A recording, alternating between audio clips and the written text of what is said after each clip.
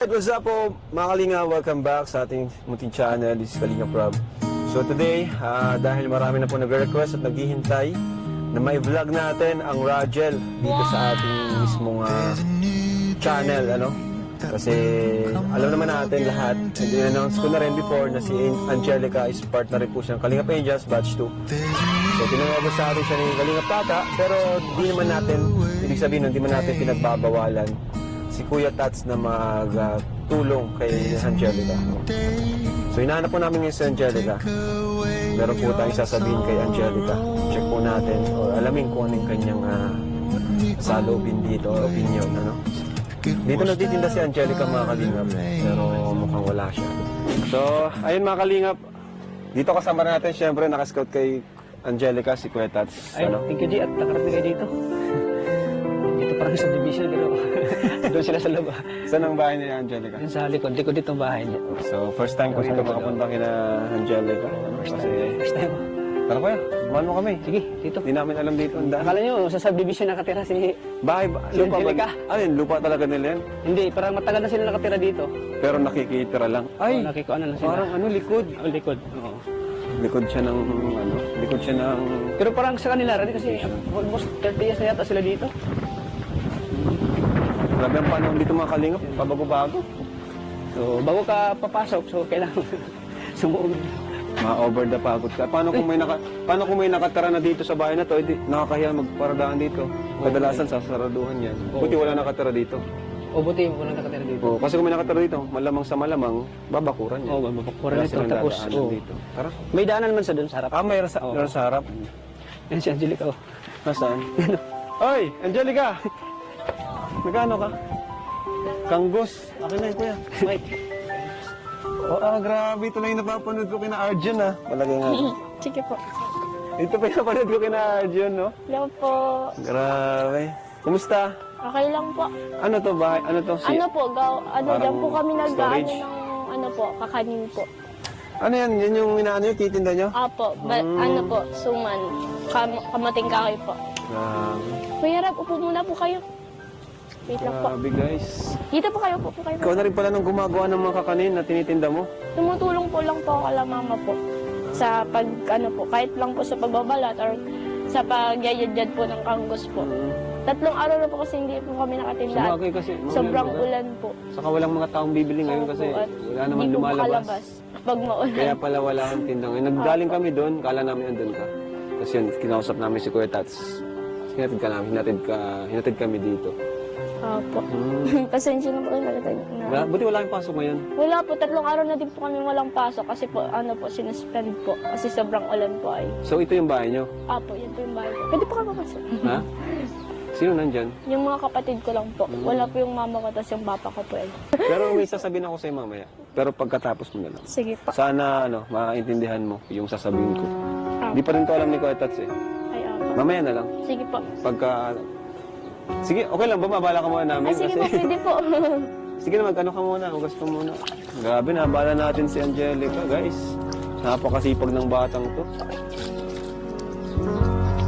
Buti po nakapunta po kayo dito, Kuya Rob. Oo nga, first time ko nga dito. Salamat po sa pagbisita. First time ko dito. Ito yung loob. Ayun, sikip bro. Sikip lang ang bahay nila bro. Pasok po kayo. Sikip lang. Sikip lang po talaga. Ang ano lang po namin dito, yung tubig po namin pero medyo kalawin. Hindi bawal kayong uminom doon. Hindi, bawal po. Andun po yung CR namin, tapos dito po yung loob po. Discipline pa lang ng kabahayan to, no? Tapos dito po yung CR po. Bro, mainit dito sa kung tirik ang araw. Mainit dito. CR po. Ito, baba. Walang kisame. CR nyo yan? Opo. Medyo ano po, Kuya Rab, yung ano po ay yung kulay po ng CR po namin kasi sa tubig po talaga kalawang. Medyo kalawang. Pero ito, kayo na napagawa nito? Opo. Sa pagtitinda nyo na yan? Opo. Yun na po. Pakunti-kunti. Po namin pakunti-kunti. Ayos. Linis. Pero ano din, deserve din talagang pabahayan nila Angelica. Deserve din kasi unang-una, yung bahay pa lang talaga nila is ano lang, hindi pa maayos. Pero malinis. Marunong mag-alaga sila. Ayun. Pati yung yero nila, luma na rin. Matagal na ba kayo dito, Angelica? Medyo matagal na po dito sila papa po. Nung simula pa po kami mga bata po kami, nandito na po kami dito. Ay, di, sa tingin ko di naman na kayo palalayasin dito. Hindi ko lang po alam. Kaso mahirap kasi, no? Kayo, sino bang mayari ng lupa? Wala pa pong nag-ano po. Wala nagsasabi kung Wala sino. pa pong nagsasabi. Wala pa pong nag-iisip. Ah, grabe. Pwede pala yun. Pwede ka palang magtayo ng bahay. Feeling ko may-ari din ito, itong subdivision. Opo. Nasa labas lang po kami ng subdivision. Dati po kasi yung subdivision na po yan ay ano po, parang ano po, gubat. Kumbaga marami pong lugan. Ah, wala pa to dati? Opo, wala pa po yung mga bahay na yan. Nauna na kayo dito? Opo. Ang galing. So tara, sama ka muna sa amin. Sige po. Para mas maayos yung kwentuhan natin. Sige po. Mabihis ka pa muna ba? Hintayin ka lang namin. Bibihis po muna po ako. Oo, sige. Hintayin ka namin dito. Salamat po Kuya Rob. Wait lang po.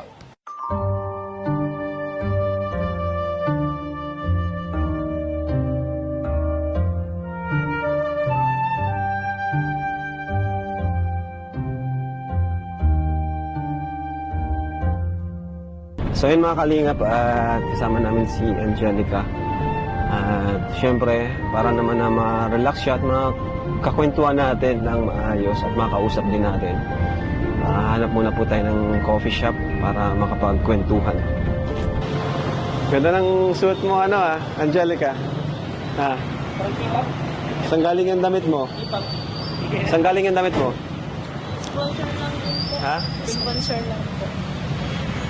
Sa mga sponsor lang. Sponsor? din po. Ito pong sapatos po is bigay ni Kuya Tata po. Birthday po. Ay! Pa-birthday ni Kuya Tats. Nag-birthday din siya eh. Opo.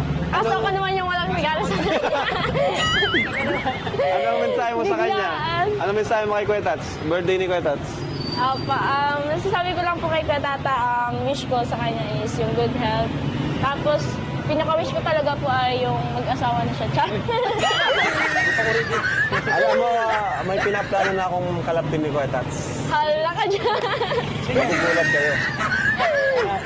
Maganda. Makinis. Ay. English speaking. Ay. Mga matatamin. Kasama ni Kuya Bal yun.